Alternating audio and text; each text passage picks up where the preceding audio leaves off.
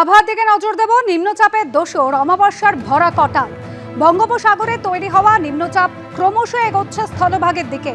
দক্ষিণ 24 পরগনা জেলায় আজ ভারী থেকে অতি ভারী বৃষ্টির পূর্বাভাস রয়েছে। হলুদ সতর্কতা জারি হয়েছে। ঘন্টায় 40 থেকে 50 কিলোমিটার বেগে ঝোড়ো হাওয়া বইতে পারে। আর আজ থেকেই মৎস্যজীবীদের নদী এবং সমুদ্রে নামতে নিষেধ করা হয়েছে। বিডিও অফিসে ইতিমধ্যেই শুকনো খাবার, পানীয় জল তারপরে মজুত রাখা হয়েছে। বর্ষা আসার আগেই ভাঙনের মুখে বকখালি ফ্রেজারগঞ্জের পাশে মৎস্যজীবীদের দুটি গ্রাম। বঙ্গোপসাগর উপকূলবর্তী দুটি গ্রামে কংক্রিটের বাঁধ ধসে পড়ার সম্ভাবনা। সেই অংশ দিয়ে নোনা জল ঢুকছে গ্রামে। জল বাড়লে বকখালি ফ্রেজারগঞ্জের হোটেলে আশ্রয় নিতে হচ্ছে গ্রামবাসীদের। আর সেচ দপ্তর তড়িঘড়ি বাঁধ মেরামতি শুরু করলেও আতঙ্ক কিন্তু তারা করছে স্থানীয় বাসিন্দাদের। উত্তর দিনাজপুরে ফের জালিয়াতির পর্দাফাঁস। বায়োমেট্রিক এবং ট্যাপ কেলেঙ্কারির পর এবার জাল নথি তৈরির চক্র।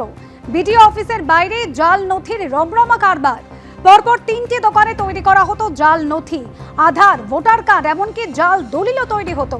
উদ্ধার হয়েছে প্রচুর ভুয়ো নথি। 3 জন গ্রেফতার। তল্লাশিতে মিলেছে প্রিন্টার, জাল নথি তৈরির সরঞ্জাম।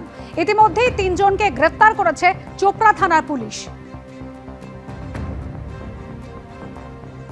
এখন অব্দি টোটাল 5টা কেস হয়েছে। এটাতে যদি মার্চ মাসে যে কেস হয়েছে ওটাকে যদি মিলে রাখি তো টোটাল 5টা কেস আর 5 জনকে এখন অব্দি অ্যারেস্ট করা হয়েছে, যেটাতে আমরা জাল দলিল পেয়েছি, আধার কার্ড, এপিক কার্ড আর আরও কিছু ডকুমেন্টসগুলো রয়েছে, যেটা নিয়ে মানে সরকারি যে প্রকল্পগুলো আছে সরকারি প্রকল্পকে ওনারা ফায়দা নিতে পারতেন।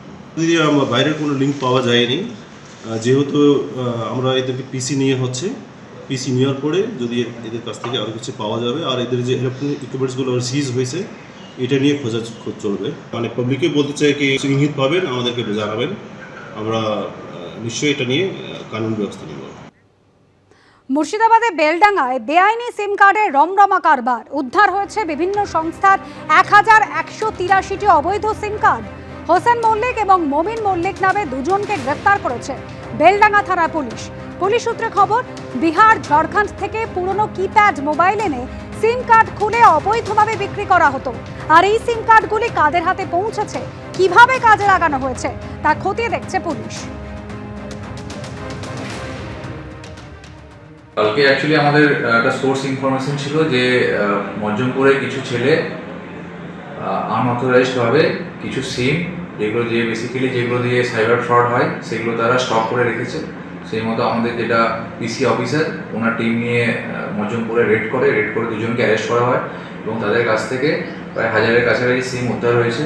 সেই 2 জনকে আমরা অ্যারেস্ট করেছি। তাদের নাম হচ্ছে মমিন মালিক আর হোসেন মালিক। তারা 2 ভাই সম্পর্কে এবং তারা বেসিক্যালি বিভিন্ন জায়গায় ফেরির কাজ করে এবং সেখান থেকে যে কিপ্যাড মোবাইল যেগুলো হয় সেই মোবাইলগুলোকে তারা কালেক্ট করে এবং তার মধ্যে সিম থাকে এবং সেই সিমগুলোকে তারা নিয়ে বিভিন্ন জায়গাতে লোকেদের বিক্রি করে। তো আমরা আরও তদন্তের মাধ্যমে আমরা আরও কিছু নাম পেয়েছি, সেগুলোকেও রেড করা হবে।